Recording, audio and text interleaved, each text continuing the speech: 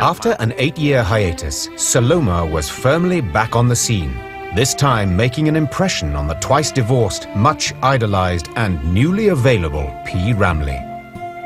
Nasir, who was 9 years old then, recalls Saloma coming to take him out one day. He did not take a liking to her and told his father so. Nasir suka nanti tu. Dia mah. Sampai saya pernah tulis 1000 kali tu. I must love my auntie. I must. I tulis. Despite his son's resistance to Saloma, P.Ramlee was set on marrying her. He confided in close friend Musalma, swearing her to secrecy. Dia tak pernah ada secret dengan saya. Tapi tentang Saloma, dia nak kahwin dengan Saloma ni, saya boleh terperanjat ni. But Ramlee was insistent, asking Musalma to help him arrange a marriage ceremony. Boleh lah. Tapi saya ingat dia main-main. Jangan bilang siapa-siapa tau, ni secret tau, I nak kahwin dengan Saloma. Dan tu jangan pun ingat, mesti dia temberangkan I juga pasal dia suka bergurau. Dia bilang betul. Ramlee and Saloma's marriage took everyone by surprise. In one of his interviews, Ramlee said that he married Saloma not for her voice or beauty, but because they were soulmates.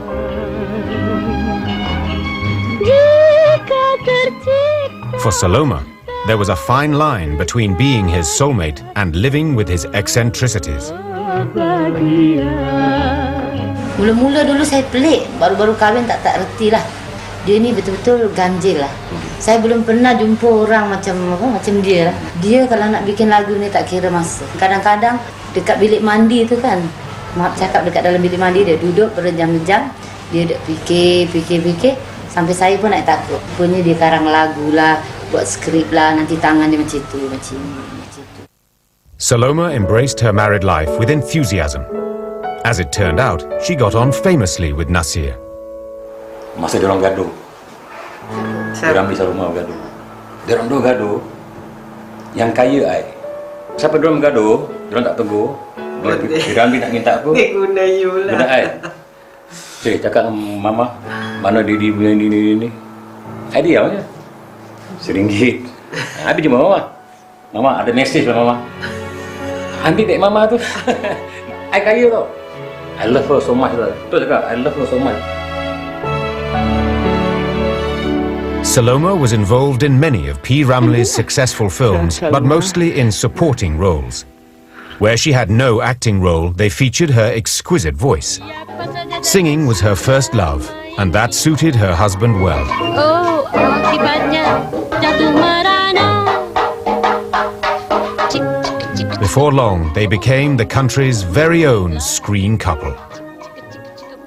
Kasim Selamat? Siapa dia Kasim Selamat? Lawyer? Magistrate? Inspired by his newfound happiness with Saloma, P.Ramlee wrote, directed and acted in Ibu Mertuaku, one of his most highly acclaimed films. The film was not only a huge box office success, its theme songs surpassed the popularity of the film itself. Masa dia bikin rakaman tu, mak ada kat sana jadi dengar, mak boleh nangis dengar lagu tu. Oh nangis, dia bilang. Best lah bang, lagunya menyayat hati. Mak cakap gini, dia bilang Shima, dia bilang, ini lagu kau tengok, dia bilang, kalau kita panjang umur, dia bilang gini, walaupun 30-40 tahun akan datang, dia bilang gini, orang masih kenang lagu-lagu ini. But it was during another of the film's songs, Jeritan Batinku, where Ramlee played the saxophone that had audiences captivated across the country. Even though Ramlee had mimed the part, he did it so well that to this day many still believe that he was an accomplished saxophonist. First kali filem dia Ibu Mertuaku, dia main saxophone. Tapi banyak orang bilang dia yang main. Actually bukan, he cannot play saxophone. Yang main dalam Ibu Mertuaku usuk B. Tapi because P.Ramlee is a manusia yang luar biasa, sebab dia pegang piano kan, dia pegang violin kan, exactly like him play saxophone, the key semua betul. The film won him an award for a specially created category at the Tokyo 10th Asian Film Festival in 1963, the most versatile talent. It was one of the highest recognitions yet for Malay cinema, and with this win, P.Ramlee's accomplishments as a filmmaker at the Shaw Studio were unparalleled. But on his return from the Tokyo Festival, the reception Ramlee got at the airport was in stark contrast to his previous wins. His return this time was met only by 3 studio staff, Saloma and his personal assistant, Ramlee Jr. He had come home to a highly charged situation between the studio and the union. The union's restriction of working hours had delayed the delivery of Ibu Mertuaku, forcing Ramlee to pay for the crew's overtime claims from his own pocket. The meticulous director found it tough to meet Shaw's one picture every 4 months demand, with limited shooting time and lack of scriptwriters. Satu shot tu kadang sampai 1 malam dia ambil. Dia nak sesuaikan background projector tu dengan orang tu kan, manager tu semua. Especially when they close up tu, itu pakai lens yang paling bagus punya lens lah. Dia import lens tu kan, dia dia jaga close up tu, dia beli lens tu, dia suruh beli lens tu. Kadang-kadang gambar dia bikin nak masuk festival 6 bulan. Penalized for the union's actions, Ramlee felt that his efforts and dedication were unappreciated. He began to get disenchanted with the studio. The lack of scriptwriters forced P.Ramlee, like most directors, to adapt from other stories. But he gave the audience what they wanted with simple but clever plots.